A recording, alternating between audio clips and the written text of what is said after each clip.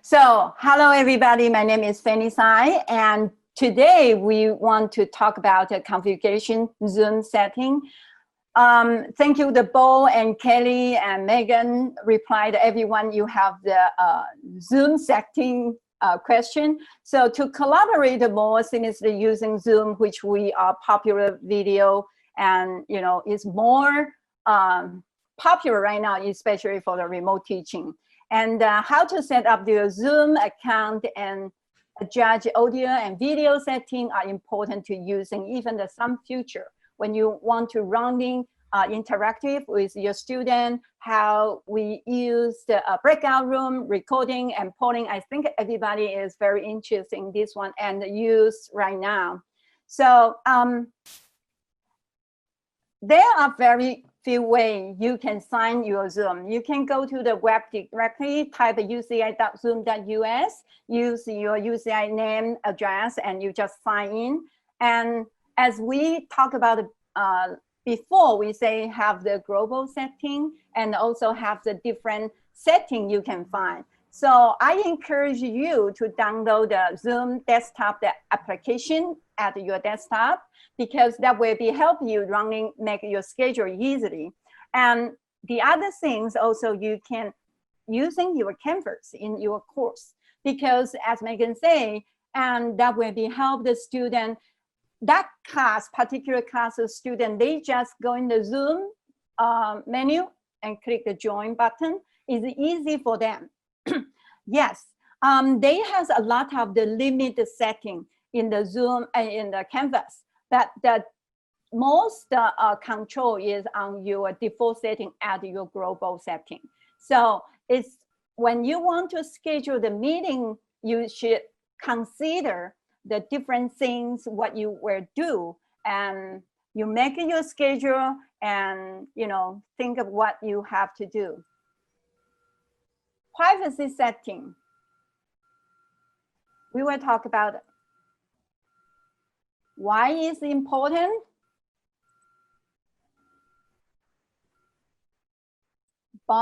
Zoom boundary.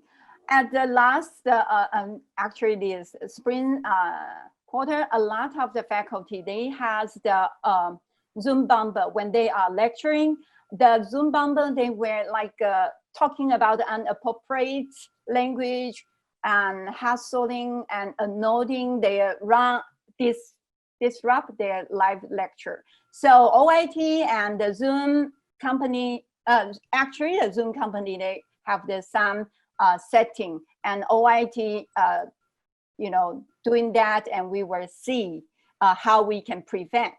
Because for the running the setting, we have the different kind of setting. For example, what is a public meeting? Public meeting is like right now, we open for the everyone join to our webinar. So this is a public meeting. So we have to thinking when the public meeting, what kind of setting we allow the people to join, or sharing, or recording, or remote control. And the other things we will talk about your class meeting. The class meeting, you still thinking about who can join this meeting and who is will be allowed to student to share or chatting, or they can remote annotation. Do they can do that? So this is the class meeting. You have to think in what kind of setting you want. The other things is collaborative team meeting.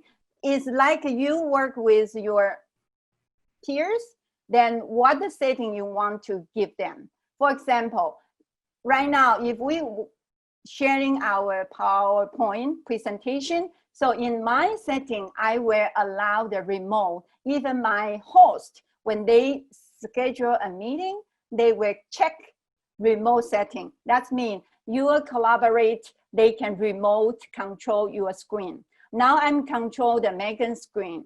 So this is because the Megan setting is allow me to remote.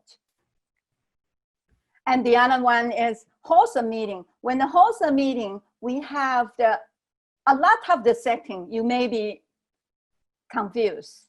So this is the big issue for the when you're running your class.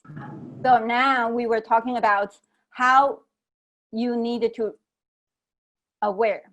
So schedule a Zoom meeting. We talk about that we have the 3 different public, class, and collaborating.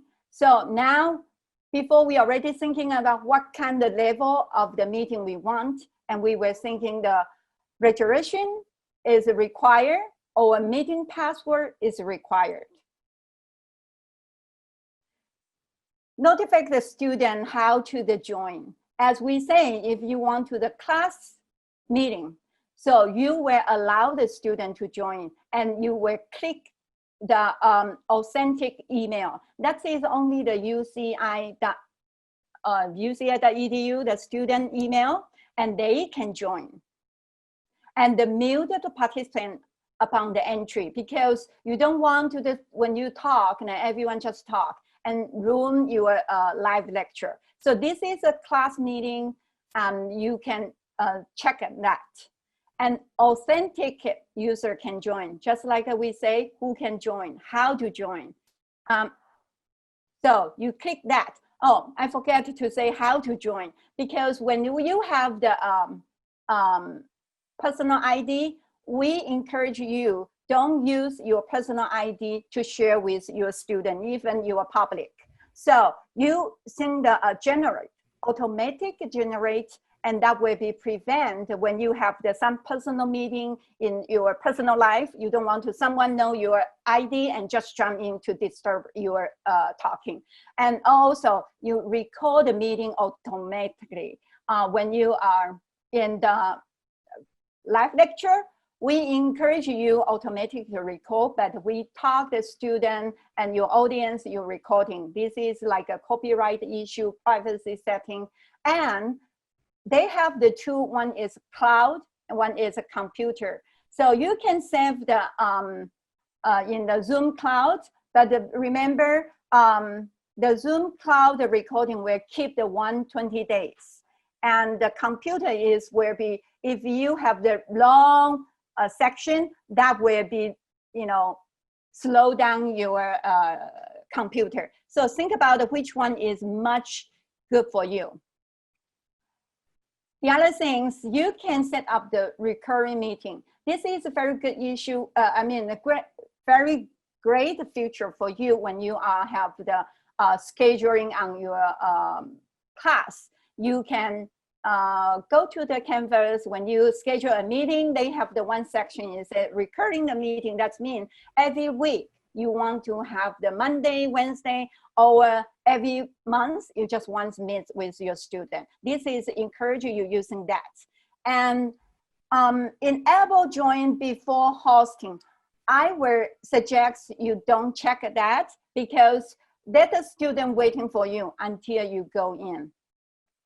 And if you are the public meeting, I will, if you are the public, I will enable. But if you are the class meeting, I will disable for join before the host. Why? Because the public, you want to, everyone know each other, they can check in each other. And the classroom, because you want a student waiting for you to join. So that's why I will click for that. And the waiting room, when you're running the personal, like a virtual office hour, as Megan said, you will check that, because you can let the student waiting for you. And in the host, you can see who will join. You just click the admin.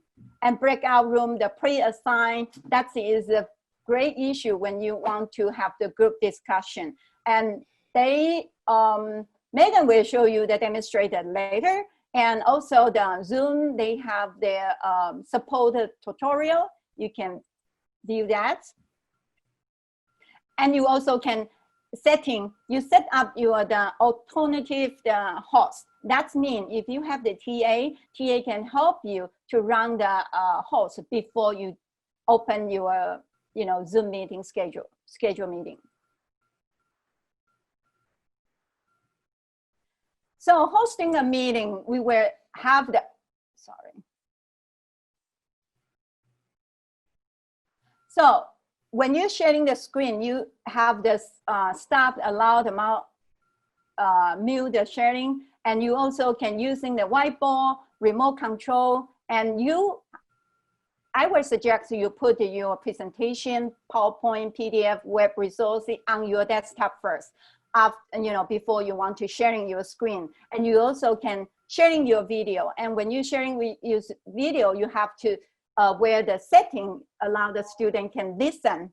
So that will help you and interactive with the student, just like you are in the classroom.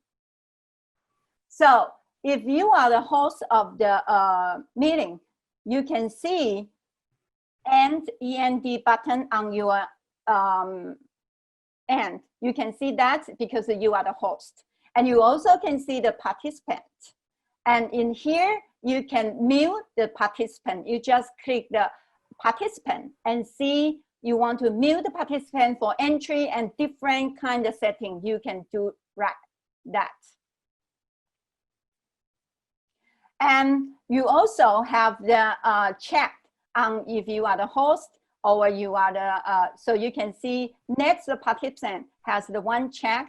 So we were, if you're running the live lecture, I would suggest you just only the host. You can chat only, not at the student, they can share each other. That will disturb them. They will not listen what you talk.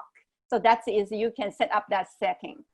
And you also can have the limit screen share. If you want a student share their presentation, you can allow them and only the one student. That is on your sharing screen setting. On your and the bottom, you can see the green share screen. So you can see, have the different, when you have the drop down menu, they have the different, you can pick up. And also, if you have the other sharing, you give the make a host, and after the make the host, they finish the sharing, and you should stop, withdraw them. This is withdraw them. The next, during the section, you also can have the security issue because we talk about the Zoom bumping. If you have security issue, then you can kick them out, or you can have the screen screenshot who were the join, who do that, and you can give the report to the Zoom people. So here is a recommendation from the OIT, and they have a lot of the section help you to run your Zoom, avoid your Zoom bumping. So I guess, thank you so much, Fanny, for sharing with a lot of the privacy settings for your Zoom setting. And I would like to know if anybody has any questions before we talk about how do you run an inclusive Zoom session with digital learning activities in there. Yeah, I have a question regarding enabling further hosts. How do we do that? For instance, if I have a TA for my class and I want them. So if I can go back to the screen right here. Yeah. When you create when you schedule a Zoom meeting, at the setting underneath of that meeting, there's a place you can put alternative hosts. The only thing is that your TA has to already activate a UCI Zoom account. And then if you put that student or that TA's email address there, that means when you run this meeting, that person automatically is set up as a co-host. If you forgot to do that before, no worries. All you can do is click on participants and then choose the name right next to the name. There's a place you can set out somebody as a co-host instantly right there. Or, you can also take out their rights as well. Is that what answered your question? Yeah, absolutely. Okay. Thank you. Is there any other questions? I want to answer the Jeff. He asked, how would I set up the Zoom to allow students to share their written responses on a common document that I share?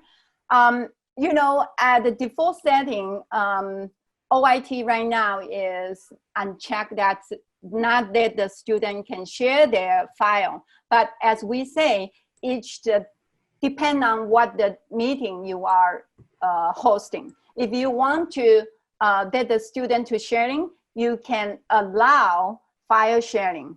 So you just check that, and student can upload their file, and you see in the checkbox, then you just download and we'll go to your folder. I also want to add to that, when you want to run a shared document that you're going to go over the document in the class, or a student's going to show a presentation or something, the best way to do is, instead of letting them download the file, you want the presenter or the student to actually share their screen. How do you do that? In the screen, you can see, you can put temporary setting up that student as a co-host, so that person will end up have a sharing right. And after that presentation is over, you can just withdraw the co-host permissions. In that way, you can kind of avoid the person continue to having that kind of a privilege. So is there any other questions before we talk about active learning and inclusive teaching? Yes, I have a question. Sure. Yeah, so you talked about being able to pre-assign breakouts. Mm-hmm. Oh, I by tried the way, that. it does not work as well. It doesn't, right, okay. Yes, and I was let me hoping you'd have a explain. See, different if you look at this setting right here, you see I have an X right there. That means a breakout room preset is not recommended. The reason why is because we are all in this UCI.Zoom US kind of domain. However, depends on the person who set up their Zoom account with UCI Zoom account. Some people, for example, my account is WLINOS@UCI.edu. So I have my alias at UCI. But I could also have an email, have Megan.Linos@UCI. So if you put the email address in there with Megan.Linos, it doesn't recognize that was the account. So it creates a lot of the confusion. So I would not suggest faculty to do the breakout room preset. And that could bother you a little bit, because you say, oh my God, how am I gonna I teach 300 students. So my suggestion would be, we want to be flexible. The purpose of having the breakout room session is really allow them to interact with each other. So as long as there's a group of people interact, that will be fine. Like today, we have some 40 participants today. So when we set up breakout room, we like the Zoom system randomly putting people in the room. Can I just ask a follow-up question? Sure. So what if you have a class in which you do have pre-assigned groups because they're working on different things? In that way, I would suggest you to probably let them do it on their own term. Like each group, they can have their own. But are you thinking about you're running the big class and then you want to have a specific project for like specific people? There's a place they're going to be working on different things. How many people are there in your class? 45 about. Oh, that would be a lot easier, because Zoom also allow you to manually drag people to I did that. It takes a few minutes though. It takes, I did that for a small group, and it was fine for a group of 20. But for a group of 45, it's going to be a little clunky, but okay. That's one of my best practice is that you always want to assign a TA to co-host a meeting with you. Okay. And then the TA, while you're doing your lecture, the TA can, while you're talking, the TA can already get those that's people a good idea. Okay. And then when you say set, and you just need to click on the button. Got it. I'll have the TA do it. Thank you. Better. Yeah. That helps. So